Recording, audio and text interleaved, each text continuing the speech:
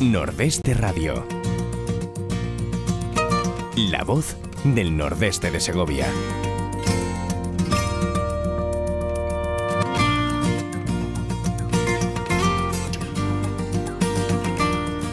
Amigos, muy buenos días, bienvenidos a Nordeste Radio. Ya saben, nuestra radio, la radio de todos nosotros, la radio absolutamente independiente de nuestra tierra. Hoy tenemos un programa interesantísimo, yo sugeriría que ni se me movieran. Vamos a entrevistar a Olga Luján y su nuevo libro, Entre vinos hablaos. Una historia extraordinaria, la de ella como mujer y la historia que nos cuenta en su libro. Y luego después tendremos a José Luis García Casado, que va a seguir con la historia de nuestra tierra. Y hoy nos trae ni más ni menos que al Cid Campeador. Bueno, ahora permítanme que saludemos a Olga Luján. Olga, muy buenos días. Hola, buenos días. ¿Qué tal? Encantada de estar aquí con vosotros. Igualmente, muchísimas gracias por habernos atendido. Te tengo que felicitar por dos motivos. Uno, porque ayer fue tu cumple. Pues sí, ayer fue mi cumple, sí. Bueno, es que esto del cotilleo es algo tremendo, te enteras de todo. Sí, hoy en día con Mr. Google e Instagram, la verdad es que verdad, nos enteramos de todo, menos mal, porque si no, tenemos la cabeza un poco perdida y no sé yo si nos acordaríamos de todo. Tenemos la cabeza hecho una pena. Mira, yo me sé muy poquitos cumpleaños, porque yo tengo una cabeza bastante, mira que la tengo gorda, pero la debo tener muy vacía, ¿no? Y un amigo mío de toda la vida, que es de los pocos cumpleaños que me sé, y se me olvidó totalmente, no sabe ni el día en el que vives. Bueno, y te tengo que felicitar también por tu obra, por tu nueva obra, Entre vinos hablaos. Sí, Entre vinos hablaos, sí. Qué bueno el título. Mi primera novela y la verdad estoy muy feliz con ella, sí, gracias. Eso te iba a preguntar porque, claro, realmente curioso es que te estoy entrevistando antes de haber visto la novela, porque la novela ve la luz, la novela sale el lunes. La novela ahora mismo está en preventa, pero el lanzamiento oficial es el lunes, el día 1 de marzo, y será el día que salga a la venta, sí. Lo que pasa que, bueno, ¿sabes lo que pasa? Que yo soy una persona que comparte, creo que muchas cosas de mi vida, las que me hacen mucha ilusión, las comparte con amigos, y bueno, comencé a decirlo y tal, y se fue corriendo la voz, poquito a poco, y sin darme cuenta, resulta que la novela estaba en la calle, el boca a boca, antes de estar físicamente. Pero sí, el lunes está. Y hay nervios, ¿no? Hay muchos nervios. Hay muchísimos, porque es algo que he hecho con muchísima ilusión, es algo que lleva muchísimo sentimiento, que lleva mucho trabajo y que como cualquier autor, como todos, o sea, cualquiera que haya, pero ya no escrito, cualquiera que haya pintado un cuadro, que haya compuesto una canción, o tú cuando vas a hacer un programa de radio, cualquiera, o yo que sé, un cocinero cuando va a hacer su primera tortilla de patatas, o sea, es que me da igual, lo que sea que hagas en esta vida con ilusión, con cariño, te provoca los nervios del debut, del decir, bueno, me voy a enfrentar al mundo y ya está, este momento tenía que llegar y ya. Llega. Además, yo creo que son unos nervios que no hay que perderlo. Yo te puedo reconocer que cada vez que empieza un programa tienes así un cosquilleo cuando oyes la sintonía, esperando que todo salga bien, que no te trabes, que no te equivoques, que no sé qué. Y yo creo que esa sensación de nerviosismo es algo que nos mantiene alertas y hace que nuestro trabajo salga mucho mejor. Yo creo que los nervios son buenos. Sí, yo creo que en cierto modo sí. O sea, ahora mismo, por ejemplo, y además, mira, cuando se trata de creatividad, creo que son buenos en el sentido de que cuando tú estás creando, no existen esos nervios, porque tú estás disfrutando, tú estás embebido con tu novela, con tu programa, con tu paella, con lo que sea, ¿no? Estás sumergido en eso. Sin embargo, luego ya después, cuando ya está hecho, ya vienen esos nervios que son buenos un poco también para autocrítica, un poco para centrarte, un poco para poner los pies en la tierra, para no flotar demasiado. No, o sea que, ¿sabes? O sea, es mejor llevar los pies sobre la tierra y esos nervios yo creo que son de alguna manera contrapeso. Yo creo que conforma también la responsabilidad, el peso de la responsabilidad de lo que estás haciendo, que eso siempre pesa. Ya mencionó la paella, qué nervios, una paella, qué rico. Mira que está buena. Oye, ¿qué te iba a decir? Hablamos un poquito de ti. Tu profesión era la de enfermera, ¿no? Yo soy enfermera y seré siempre enfermera, solo que supongo que ahora vamos a hablar de ello, por circunstancias y por caprichos del destino. Fue hasta los 33 años que ejercí de enfermera y después, bueno, pues después tocó otra vida distinta. Sí, soy enfermera, lo seré siempre, porque eso es para toda la vida. ¿Qué opinas de lo que estamos viviendo ahora mismo? Pues mira, del drama tremendo que estamos viviendo. Intento siempre sacar el lado positivo de la vida y te voy a decir que lo que estamos viviendo es muy duro, es tremendo. Yo he llorado mucho porque cuando comenzó todo este tema hablaba con compañeras mías del hospital que todavía, aunque hace 18 años que dejé de trabajar, yo sigo teniendo contacto con ellas y hablaba y me contaban lo tremendamente duro que estaban viviendo, pero me lo contaban desde un punto de vista, no desde la tragedia y desde el llanto, sino desde el punto de vista de estoy haciendo todo lo que puedo y voy a seguir haciéndolo y estoy aquí para hacerlo. Eso es lo que ha hecho la enfermería a día con todo esto que está pasando. He llorado mucho porque me sentía como impotente de alguna manera, ¿no? Yo no podía estar ahí por las circunstancias que son, pero se ha pasado muy mal, se ha sufrido mucho, ha habido mucho dolor.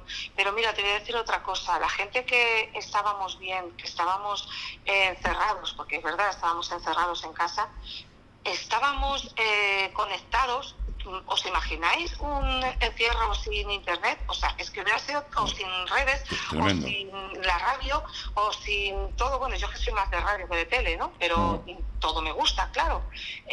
Eso sí que hubiera sido terrible. Y lo que ha conseguido este tiempo en el que los latinos, sobre todo, somos muy de salir a la calle, muy del contacto social y tal, el hecho de reducir al 100% ese campo nos ha hecho buscarlo por otro sitio. Lo hemos buscado en el ordenador, en el teléfono, en todas las redes, y hemos conseguido, yo por lo menos, y creo que mucha gente, hemos conseguido hacer amistades, pero amistades buenas, de las que van a seguir. O sea, yo he conocido gente ahora mismo que estoy feliz de que hayan aparecido en mi vida y que no pienso dejarlas.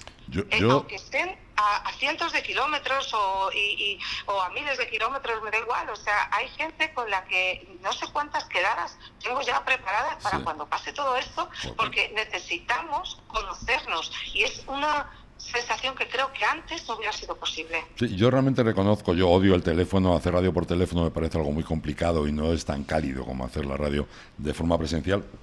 Pero sí reconozco una cosa, cuando empieza la pandemia, nosotros, claro, la radio no tiene que parar, pase lo que pase, y estuvimos haciendo la radio en el salón de nuestra casa.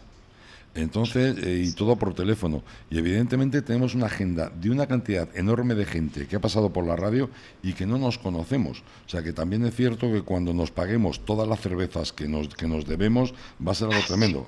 Va a ser algo tremendo. Sí, es verdad, porque todas, mira, bueno, todas llevan de por medio un vino, más que una cerveza, lo siento. O sea, sí, yo también. La Coca-Cola, todo lo que tú quieras, pero yo también soy más de vino. Mis quedadas llevan todas de por medio un vino. Sí. Yo soy también más de vino. Ya lo podremos cobrar. Oye, la verdad es que da gusto hablar contigo. A los 33 años tienes, la vida te da una bofetada que te descoloca bastante, ¿verdad? A los 33 años se provoca un punto de inflexión en mi vida. Pero vamos a buscar el lado positivo, Venga, ¿vale? Perfecto. He tenido la suerte de que hasta los 33 años he vivido una vida y a partir de los 33 estoy viviendo otra muy diferente. Yo tengo una discapacidad visual, yo tengo un tipo de ceguera que me impide leer y me impide distinguir caras. Yo voy por la vida andando y cuando la gente me dice hola, les reconozco por la voz porque, claro, veo la silueta, pero no distingo quién es esa persona. Pero creo que si no hubiera pasado esto, a lo mejor tampoco hubiera llegado a lo de hoy, porque estaba metida en otro mundo y aunque me gustaba leer y escribir y tal, nunca me planteaba lo de publicar ni lo de meterme tan de lleno.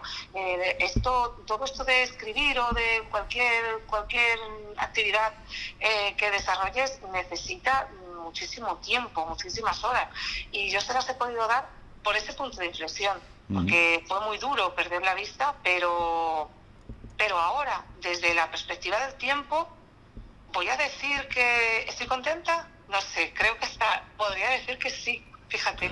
Qué bien. Creo que soy feliz con la vida que llevo y que hago una cosa que me gusta muchísimo y que afortunadamente tengo tiempo para poder hacerlo, algo que antes siempre me quejaba de que no tenía tiempo. Sí, o sea, el tiempo es... la enfermería absorbe la vida entera, Sí, porque son guardias, porque son muchas horas, porque sí, hay mucha tensión. y era muy feliz porque era enfermera por vocación, pero bueno, encontré otra actividad donde sentirme plena. No me digan que escuchando a esta mujer no apetece escribir leer lo que ella ha sido capaz de escribir. Porque es cierto, cuando un autor te enamora, cuando un autor te encandila, su obra te parece y es mucho mejor. Además también pintaste, te dedicaste a pintar un ratillo. Pues sí, Y ganaste concursos. Sí. Pues mira, cuando pierdo la vista, no la pierdo del todo, y entonces me entra una obsesión tremenda y una ansia de hacer cosas rápido, y digo, ¿qué es lo que quería hacer yo cuando me jubilara? Todo esto pasó con 33 años, ¿eh? Ajá. Y dije, ¿qué quería hacer yo cuando me jubilara? Pintar el óleo, acrílico, tal, y estuve durante un tiempo hasta que ya no se podía y hubo que dejarlo, pero sí, además es que me gusta muchísimo la pintura, es que me encanta, o sea, es maravilloso. Me parece admirable, Sí. me parece admirable, joder, pues yo soy incapaz de escribir un cuadrado, es algo tremendo. Es algo tremendo. Bueno, os voy a confesar una cosa. Ahora aquí que estamos en Petit Comité, os voy a confesar que bueno, vamos a ver, yo pintaría regular, no lo sé. Había veces que mi profesor de pintura me decía, ay, Olga, qué bien, esto me gusta. Y otras veces me decía, esta esquinita de aquí derecha, qué bien te ha quedado. Y yo le decía, jo, no te gusta. O sea, cuando me señalas un punto y me dices, esto qué bien te ha quedado, es que porque lo otro es pésimo. Sí, eso cuando vas a ver una película de cine dices, oye, la fotografía muy bien, ¿eh? No, vale. Algo así, es verdad, algo así. Sí. Oye, ¿qué te iba a contar? Además, aparte de esta novela de la cual hablaremos, la verdad es que eres tan apasionante que se nos está olvidando un poco la obra y ahora volveremos a ella. Pero aparte de eso, también escribes artículos, ¿no? De opinión, entrevistas, en una revista cultural que es el Citizen Magazine, ¿no? Sí, llevo ya 2 años escribiendo en el Citizen Magazine. Comencé primero publicando algún relatito. Luego... Perdón. Luego seguí con artículos de opinión y ahora mismo estoy en la faceta de entrevistas. Entonces voy haciendo entrevistas a todo personaje que me parece interesante. Estoy muy centrada en los escritores, pero voy a empezar a abrirme ya a otros campos. De hecho, tengo alguna por ahí preparada. Y la verdad es que, mira, yo doy gracias a esta revista. Es una revista política, es cultural, es literaria, es una revista que por internet y online, que la verdad es que funciona muy bien. Sí. Y estoy muy contenta porque entré de una manera así un poco el azar, lo que os decía antes. No sé si creo en el destino o no, o el vaya por delante, pero creo que a veces... esto es como las meigas, algo hay. Porque yo me presenté a un concurso de relatos y uno de ellos era de esta revista, ganó otra persona, yo quedé finalista, pero al final es que estoy escribiendo ahí porque al editor le gustó cómo escribía y tal, y bueno, pues me ha permitido, al principio eran publicaciones mensuales, ahora la verdad es que, por ejemplo, a lo mejor salen 2 semanas y luego a lo mejor me tiro 3 semanas sin escribir, porque me tiro mucho tiempo haciendo una entrevista, la trabajo muchísimo, leo todo lo que puedo de ese autor, veo todas las entrevistas, todo lo que ha publicado en redes y bueno, lo escucho, mejor dicho. Sí. Y entonces pues me lleva muchísimo tiempo y claro, hasta que la preparo concienzudamente y publicamos.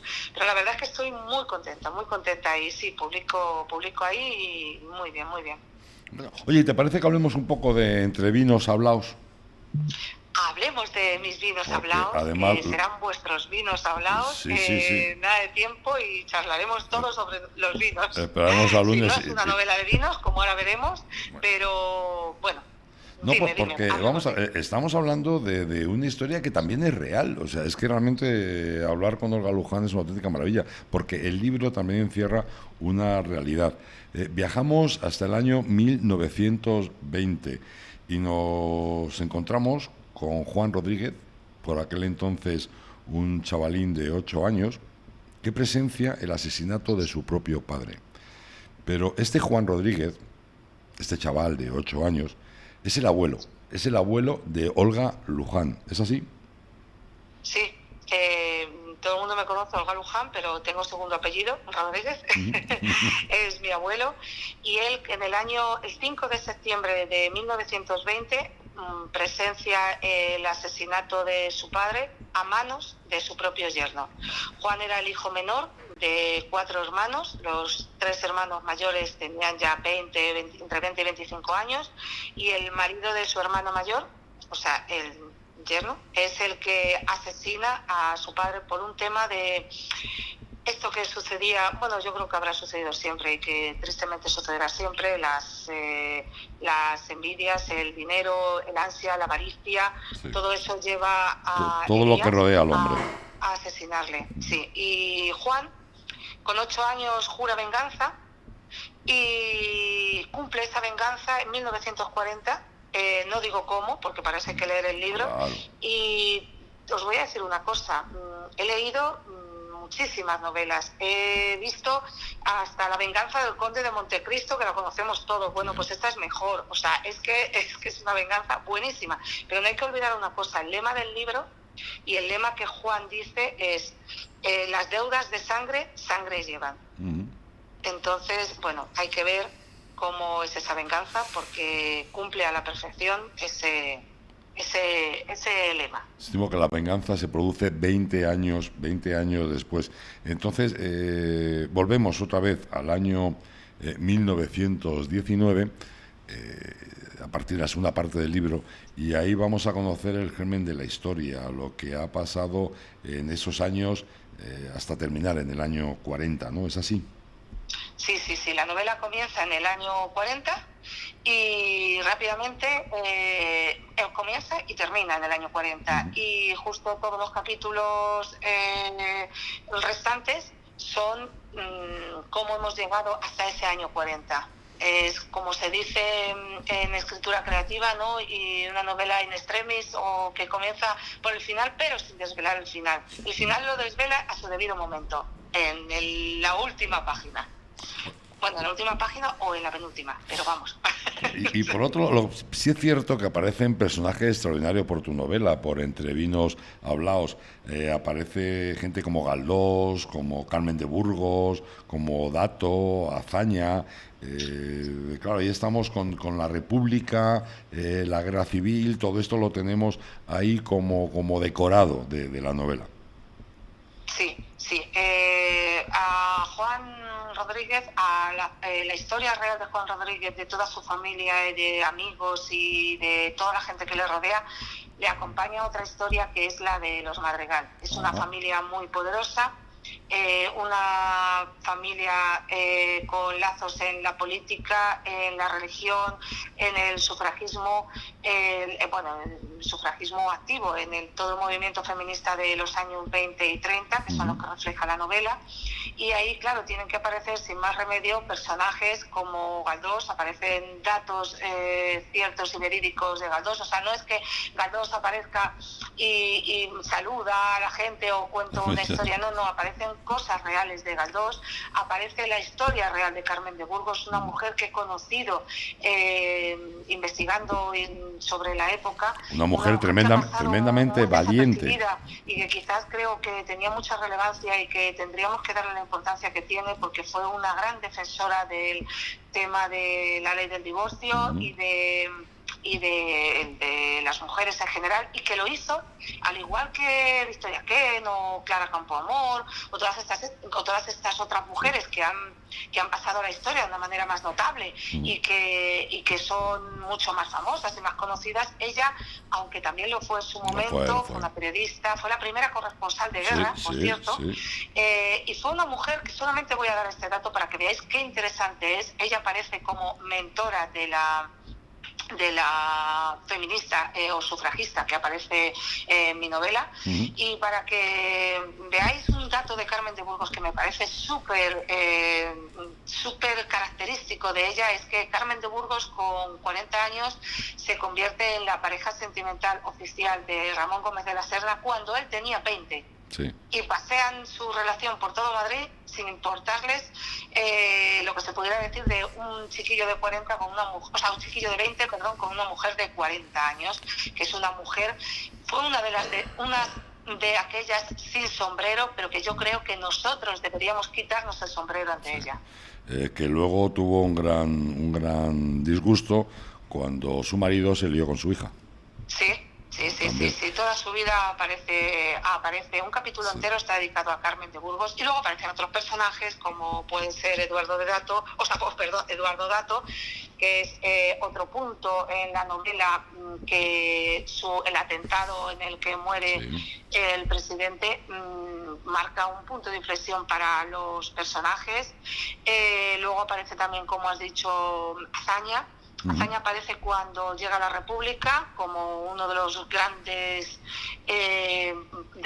personajes de ese momento, y cuando comienza la guerra, como he estado viendo muchos, voy a decir reportajes, no son reportajes porque a él no se lo hicieron en realidad, sino que son montajes que han hecho con actores y tal sobre aquel momento, documentales y tal, y cuentan cómo realmente se vivieron aquellos días, cómo Azaña intentó parar la guerra por todos los medios y cómo no pudo conseguirlo por todos los que le rodeaban, y cómo la vorágine del momento condujo a España a la guerra. Pero también quiero decir que Entre vinos hablaos no es una novela en la que de la República o de la guerra, no es una novela de ideologías, ni muchísimo menos. Entre vinos hablaos es una novela de sentimientos, de gente, de cómo vivió la gente ese momento de la época de España. O sea, cómo lo vivieron. Es una época contada por dos formas, dos estilos de vida, pero son dos formas de vida, o sea, dos clases sociales que no por ello son contrarias, sino que a veces se complementan, a veces se distancian, a veces se acercan, entre las que hay amor y desamor, entre las que hay distancia, o sea, todo lo que pueda surgir, pero nunca hablamos de ideología en la novela, pero no es el leitmotiv, no es el punto que conduce la novela. El hilo conductor de la novela es la venganza de Juan en una época que le tocó vivir. La dureza de una época que le tocó vivir, pero no solo a la gente humilde, a la gente normal, a la gente rural, no, sino que a la gente poderosa también le tocó vivir una época muy dura, de otra manera, claro. Fue una época realmente dura, además una época muy convulsa y que por desgracia se estudia muy poco. Olga me ha hecho llegar incluso recortes de prensa del 5 de septiembre de 1920, cuando se produce el asesinato. Oye, ¿me dejas un segundito, que tengo por aquí un vídeo que queremos poner sobre tu libro y luego continuamos? ¿Me oyes? Sí, perfecto. Perfecto. Pues déjame el minutito que dura el vídeo y seguimos, ¿vale? Venga. Sí, perfecto.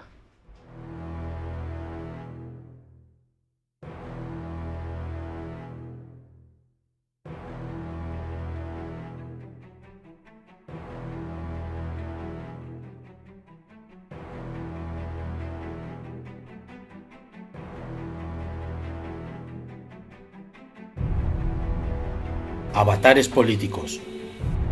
Lucha por el voto femenino. Una república y una guerra como telón de fondo. Para una historia de venganza. De amores, de secretos y de amistad. Todo entre copas y vasos de vino. Interesantísimo, la verdad. Si me permites, Olga, te voy a leer unos mensajes que nos están llegando, ¿vale? Sí, perfecto. Pues mira, de Sandra Aza nos dice: fabuloso book trailer, impresionante. María Romero: estamos deseando leerlo ya, en casilla de salida, ya lo creo. Grande, ay, espera, que esto se me mueve a mí, yo me manejo con esto muy mal, ¿eh? Vamos a ver, ¿por dónde íbamos? Aquí. Grande Olga Luján, felicidades, amiga. Luis Manuel: qué rico el castellano, vinos hablaos, ya lo creo. Me encanta el título. ¿Por qué lo has titulado así? Primero, antes de contaros cómo ha llegado ese título, mira, antes es que es imposible no emocionarse, porque, mira, Sandra Aza, autora de Libelo de Sangre, Sí, una gran mujer. sí, extraordinaria. Y un siempre libro dice que fabuloso. se emociona y que es imposible sujetar estas emociones, pero es que ahora la entiendo perfectamente, porque a mí me está costando mucho cuando dices esos comentarios. Todas esas personas son personas que he conocido, como os he dicho antes, durante este confinamiento, y son personas que adoro, que adoro.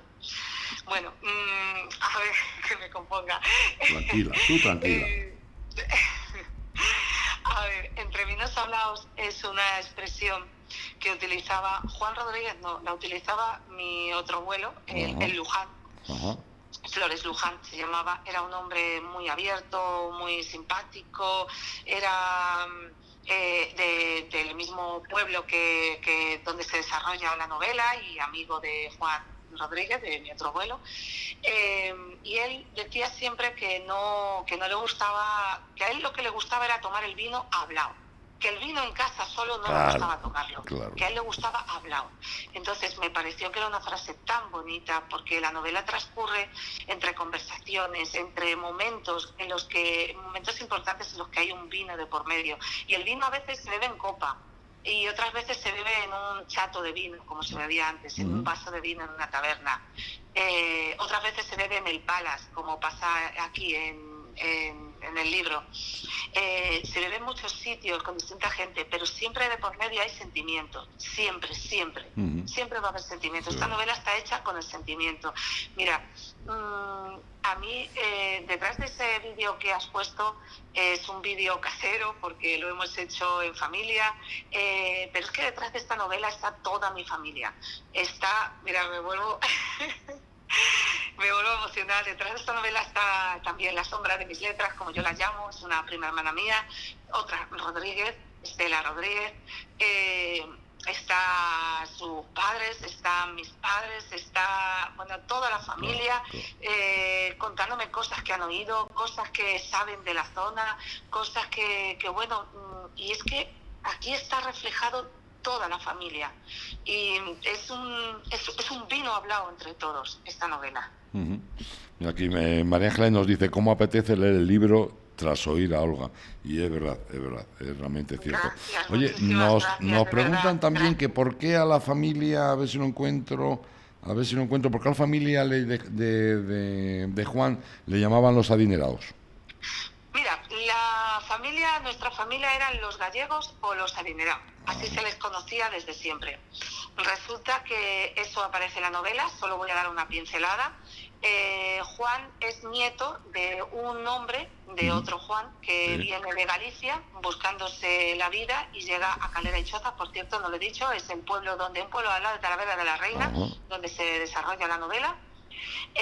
Llega ahí buscando trabajo, por eso de ahí el gallego, y hace fortuna, pero fortuna. Entonces, claro, antiguamente se tenían muchísimos hijos, y toda esa fortuna, claro, se va disolviendo, vamos a decirlo así, a su hijo, que es Gregorio Rodríguez, que es el asesinado, en este caso, la víctima de esa... la víctima y la semilla de esa venganza. Gregorio Rodríguez, su hijo, hereda ciertas cosas, y a partir de ahí, es que no quiero contar nada, pero quiero dar la pincelada. Les llaman los adinerados por aquello de que, mira, voy a decir una frase, sí, en la novela además lo digo. Mi familia, la familia de Juan Rodríguez en ese momento, ojo, era entre los ricos eran los pobres, y entre los pobres eran los ricos. Entonces, están en tierra de nadie. Y eso da lugar a que Elías le asesine. Bueno, ahí lo dejamos, entre todo vinos hablados. Todo eso está en la primera página, por lo tanto no desvelo nada. Una cosa realmente interesante de los libros, y de Entre vinos hablados lo tienen, es que te enganchan desde el principio. Nos acaban de contar la primera página y nos apetece pasarla para llegar a la segunda, o sea que el lunes podremos disfrutar de Entre vinos hablados. Te hago una última pregunta que te hace Sandra Aza. Es que a mí también me despierta la curiosidad. ¿Qué significa para ti el cocido con hierbabuena? Qué bueno. Sandra Es que tiene intención, ¿verdad? Sandra es una persona muy importante en mi vida, a la cual adoro. La entrevistamos también aquí y disfrutamos muchísimo con ella. ella. La novela porque ella ha aportado también su punto de vista y su opinión, y es algo que yo valoraba muchísimo. Cocido con hierbabuena significa, aparece también en la novela, es familia. Cocido con hierbabuena es hogar. Simplemente eso. Ahí queda, con muchas ganas de que llegue el lunes para poder disponer del libro Entre vinos hablaos de Olga Luján. No me digan que no ha sido una entrevista absolutamente entrañable y realmente agradable. Una de las que más he disfrutado, y disfruto casi todas, porque tengo la suerte de tener una serie de entrevistados absolutamente maravillosos. Y de aquí les agradezco el que gracias a ellos Nordeste Radio siga existiendo como radio. Olga Luján, te agradezco muchísimo, en serio, te agradezco muchísimo el que hayas estado con nosotros. Te agradezco muchísimo el que hayas escrito este libro, que de verdad que estamos locos por echarle un vistazo, leerlo y disfrutarlo tanto como tú lo has hecho escribiéndolo. Y con esa pasión que estás demostrándonos que has puesto en esta obra. Y parte de ti está ahí. Muchísimas gracias, de verdad. Muchísimas gracias a vosotros por darme la oportunidad de compartir el vino con vosotros, por mostrarlo al mundo, y de verdad, gracias, pero de las de con mayúsculas y con letras de neón y con muchas admiraciones al final. Bueno, y queda pendiente el vino, ¿eh? Tenemos ahí un vino pendiente, otro más para cuando todo esto pase. Sí, en cuanto que se pueda, vamos, ya estoy ahí yo con un vinito compartido, porque eso es lo mejor. Es que el vino es calor humano. Es lo mejor. Nos vemos dentro de poquito Entre vinos hablaos. Olga, de verdad, un beso muy fuerte, mi enhorabuena y todo el éxito del mundo, ¿vale? Un besote. Gracias, un beso para todos, gracias. Hasta luego. Hasta pronto. ¿Necesitas ayuda para diseñar o llevar tu página web, cartelería o redes sociales? ¿Quieres pasar tu negocio al mundo online y no sabes cómo? En Radio Argo y Más podemos ayudarte. No dudes en ponerte en contacto con nosotros al 671-091-098. Tenemos tu solución. 671-091-098.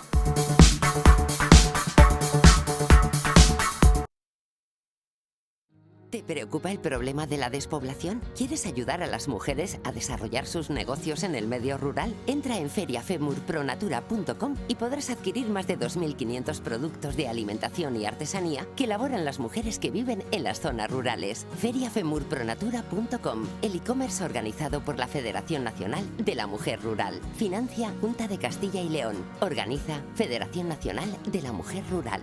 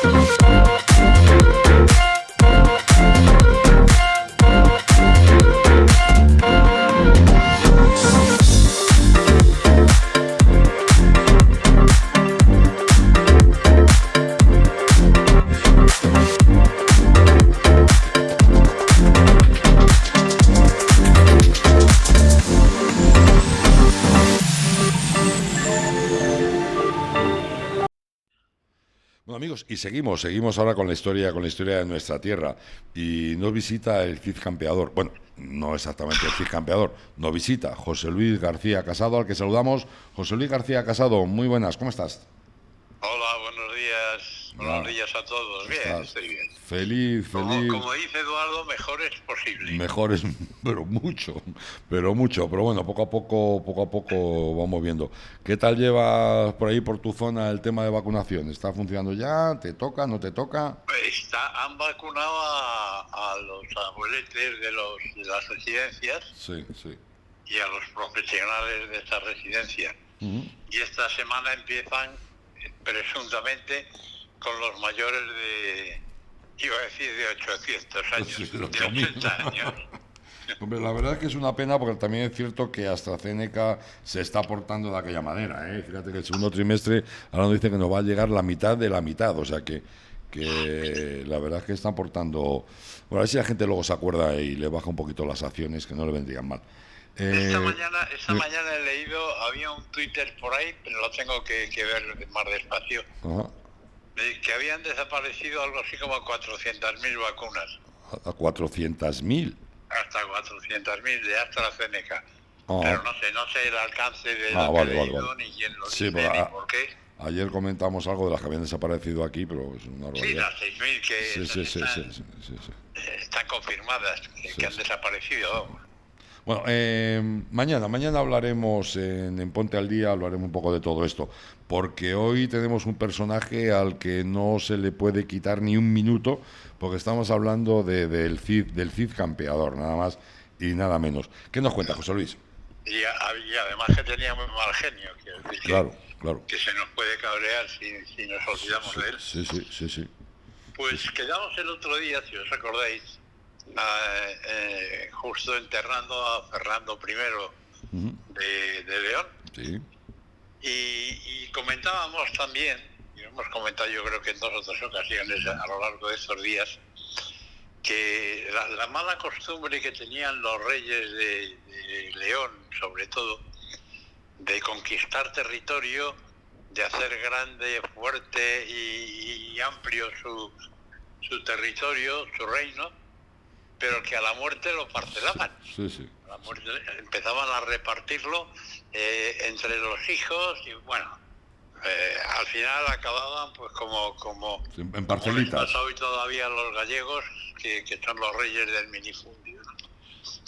Y entonces Fernando I, pues que se quejaba de eso, del reparto de territorios entre los hijos y tal, pues a su muerte, en vez de respetar el derecho visigodo y leonés, que impedía precisamente dividir las posesiones reales entre los herederos, para que no pasara eso, pues siguió los principios jurídicos navarros de considerar al reino como patrimonio de la familia. Esto es mío y hago con ello lo que quiero, ¿no? Así que volvió a trocear su reino. Alfonso, que era su favorito, le correspondió el reino de León y el título de emperador, así como los derechos sobre la taifa de Toledo. A Sancho le correspondió Castilla donde estaba integrada Segovia, estamos hablando de Castilla. García recibió el reino de Galicia y los derechos sobre los reinos de taifas de Sevilla y Badajoz. Galicia era el más pequeño y el más pobre, le otorgaron lo que se recaudaba vía impuestos de las taifas de Sevilla y de Badajoz. Y a Urraca y a Elvira, las niñas, como siempre, las ciudades de Zamora y Toro, también eso sí, con su título real correspondiente y unas rentitas adecuadas para que pudieran ir tirando. Así que bueno, pues ya tenemos otra vez a 3 hermanos como lobos sedientos de sangre, con los dientes afilados para morderse entre ellos todo lo que hiciera falta. García, que era de los 3 el más débil, pues fue muy pronto destronado por sus hermanos y acabó el pobre hombre pasando el resto de su vida encarcelado, primero a manos de Sancho y después de Alfonso. Pero encarcelado como se encarcelaba en aquella época. Sí, que era tela. Cargado de cadenas hasta el cuello. Fíjate, cuando ya estaba a punto de morir, Alfonso, que era el que le tenía preso en aquel momento, se compadeció y dijo de quitarle las cadenas. Y entonces García, muy arrogante y muy orgulloso, dijo que no, que si había vivido toda su vida con cadenas, moriría con ellas. Y así fue. No consintió que le quitaran las cadenas, murió con ellas, y de hecho así está representado en su tumba.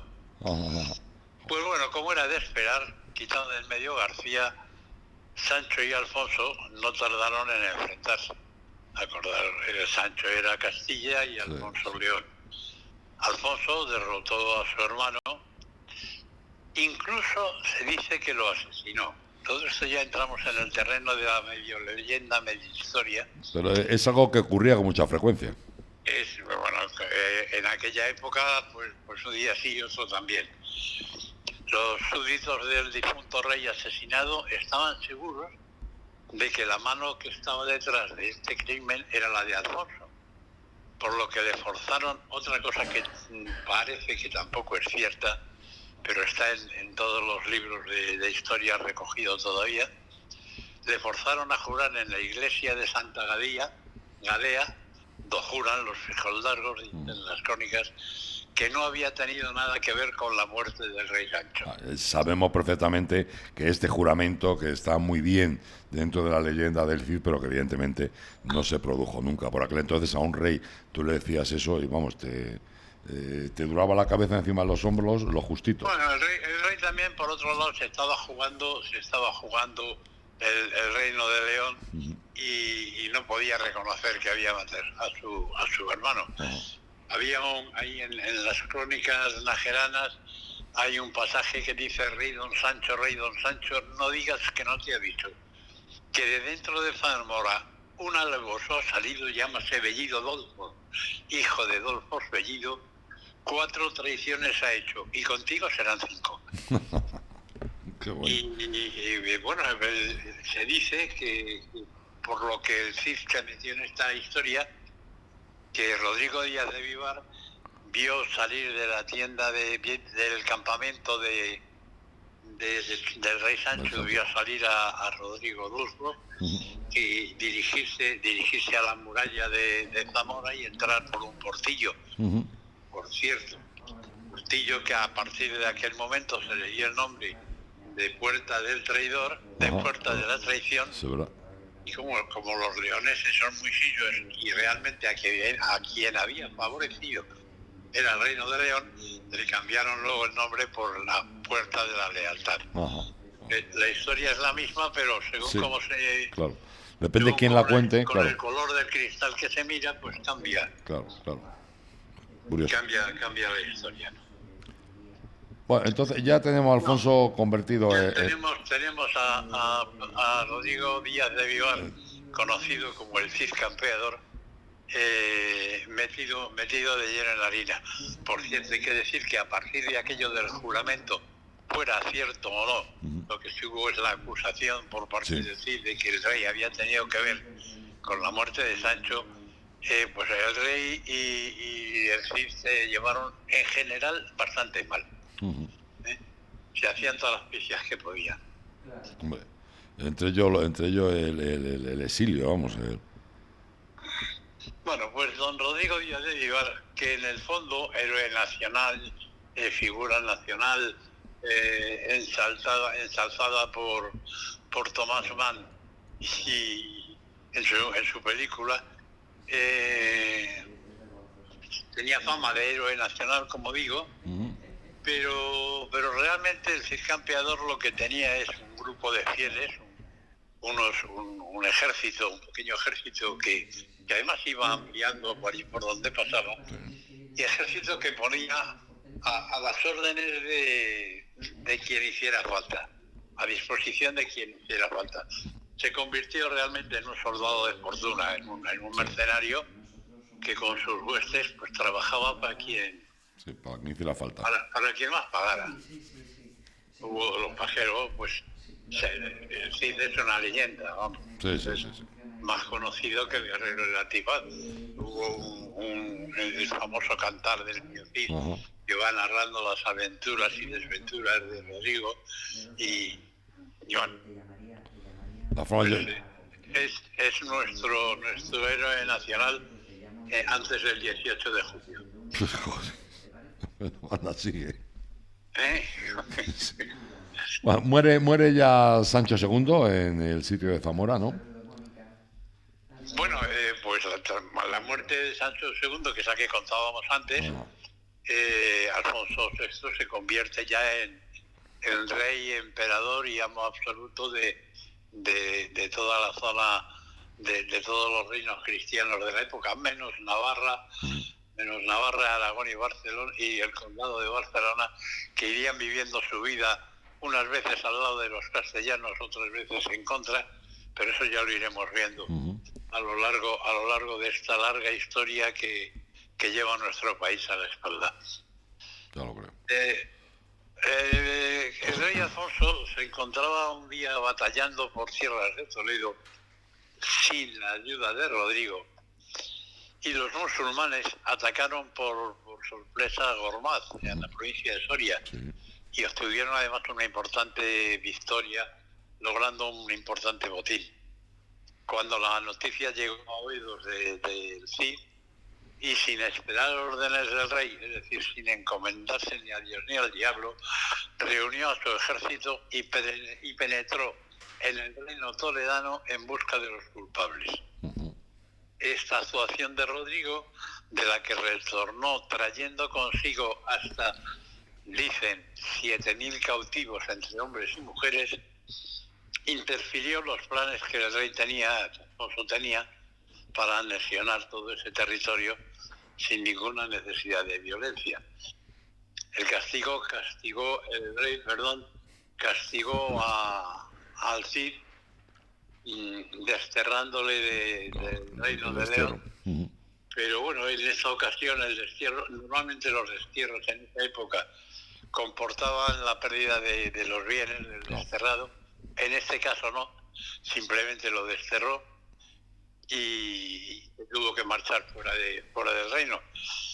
Entonces se dedicó a la venta de su colaboración, de sus servicios, claro. Un poco puerta a puerta.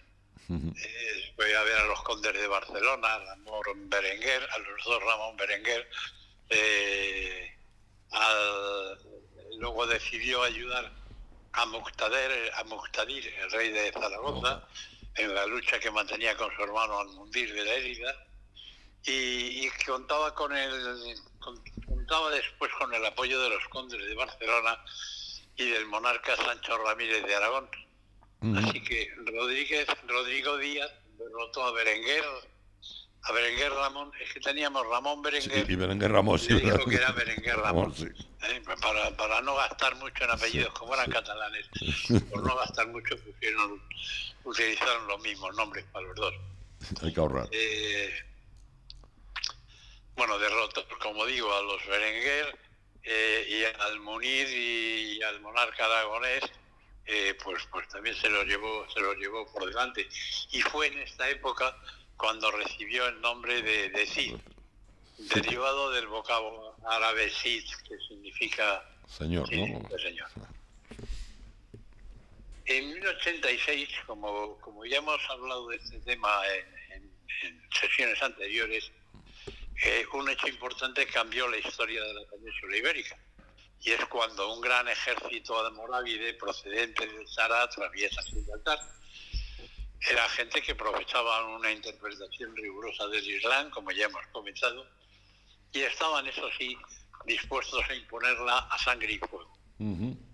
Alfonso VI solicitó entonces ayuda al Cid, entonces empezó a caerle bien el Cid, para atacar a los almorávides que sitiaban la fortaleza de Alaibe, en Murcia.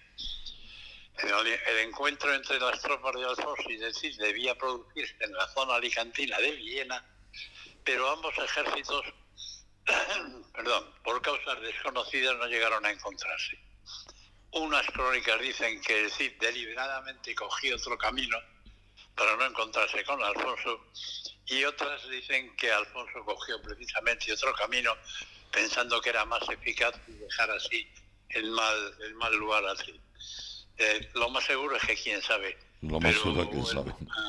Eso volvió a crear otra enemistad entre el rey y el Cid campeador. El Cid montó su campamento en Elche y allí supo que el rey Alfonso, furioso por no haber recibido la ayuda solicitada y por no haberse encontrado con el Cid, le había declarado traidor. Esta era, por supuesto, la máxima de deshonra para un caballero, cuyas consecuencias eran terribles. Esta vez sí que perdía todos sus bienes y lo mandaban al destierro directamente. Sí. Fue entonces cuando el Cid se convirtió ya auténticamente y sin ningún pudor en un caudillo independiente. Siguió actuando en Levante, guiado por sus propios intereses, y al final, en 1090, se hizo con el protectorado de todo Levante. Alcadir, que era el rey de las taifas de Toledo y Valencia, pagaba los impuestos al Cid, quien usurpaba así los pagos que antes habían pertenecido a Alfonso VI. Yo diría que para limar las perezas. Sí, está claro. Ese mismo año el Cid derrotó a la coalición que formaron Almundir y Berenguer Ramón II, a los que derrotó expulsando al conde catalán de la zona levantina. Entonces aquí no tienes nada que hacer, que esto es de... Nada, súbete para arriba.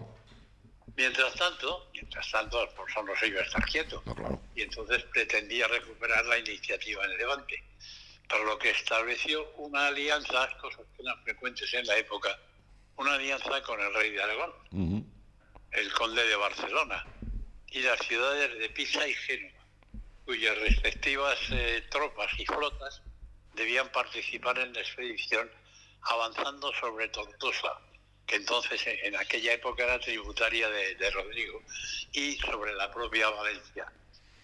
Pero ese ambicioso plan de Alfonso fracasó porque no se llegaron a encontrar, las flotas llegaron tarde, los ejércitos no se encontraron. Bueno, se ve que había un cierto descontrol en la cartografía y cada uno iba por un lado del mapa. Así que Rodrigo, que se encontraba en Zaragoza negociando una alianza con el rey de dicha taifa, lanzó como represalia una dura incursión contra La Rioja. En los años siguientes, las campañas para la conquista de Valencia, hasta ese momento en poder de Ibn Yahad, asesino de Alcadir, fueron constantes. El Cid cercó la capital, que empezó a sufrir grandes privaciones. Se cuentan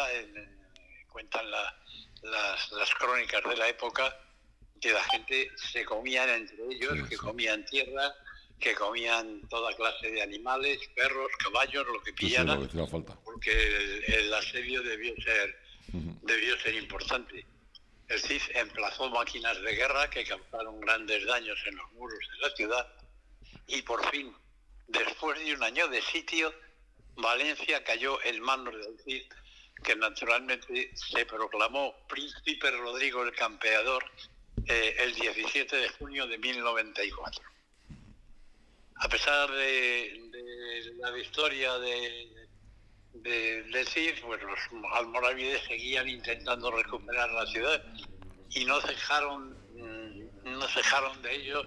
Estuvieron asediando Valencia muchas veces, ya defendida por el Cid, pero a mediados de septiembre de ese mismo año, un ejército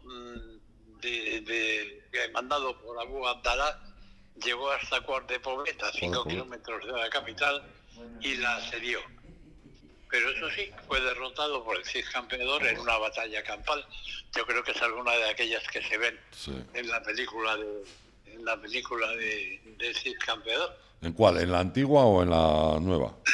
En la nueva, no, yo hablo de la antigua, es que no sabía que había una nueva. La nueva es que no es nada recomendable. Supongo que sí, hombre, las dos, el guión está inspirado por Menéndez Pidal, con lo cual supongo que será más o menos fiel a la historia, cuando menos a la historia oficial. El Cid al final murió en la defensa de Valencia. Dicen que ha atravesado por una flecha en la muralla, cosa que tampoco está clara. Y su esposa Jimena, que era una mujer que tenía un carácter importante, prolongó la resistencia local todavía 2 años más, antes ya de acabar rindiéndose al empuje de los moros. Abandonó Valencia con los restos de su esposo, que enterró en el monasterio de Cardeña, y después, y tras muchas vicisitudes, se llevaron el cadáver a la catedral de Burgos para enterrarlo junto a ella, junto a Jimena. Todavía está ahí la sepultura, claro. Que donde sigue todavía la sepultura, la tumba. Ahí están enterrados los dos, y es una sepultura visitable, está en la catedral de Burgos. Sí. Pues amigos, tras estas vicisitudes y otras muchas que he callado para no aburrir a la audiencia, los almorávides iban ya de espaldas y contra el viento. Los distintos reinos cristianos aprovecharon la ocasión para ir incrementando su territorio y sus riquezas. Los catalanes llegaron al Ebro, los araganeses llegaron incluso a Granada, los castellanos conquistaron el puerto de Almería. Todo eso estaba muy bien, pero la verdad es que lo que todos ellos querían, lo mollar de todo ese juego, eran los tributos que los reyezuelos árabes estaban pagando a los reyezuelos cristianos. Al final todo eso era dinerito. Exacto. Bueno, pues aquí es donde muy oportunamente empieza a volver a repetirse la historia. Aparecen los almohades. Señoritos de los que hablaremos el próximo día, como digo, para no seguir cargando el programa de datos y de informaciones que hay que ir digiriendo poco a poco. Ha estado muy entretenido y muy curioso la visita que nos ha traído hoy José Luis del Cid Campeador. La verdad que ha sido un gustazo, José Luis, como siempre. Lo que aprendemos contigo. Un abrazo gordo, gracias. A ti. Hasta luego, Pelu. Amigos, les dejo un ratito, en 5 minutos volvemos con el programa de Ponte a Día, que tenemos unas entrevistas y unas informaciones que seguro que le interesan. Denme 5 minutillos que volvemos, ¿vale? Hasta ahora, amigos.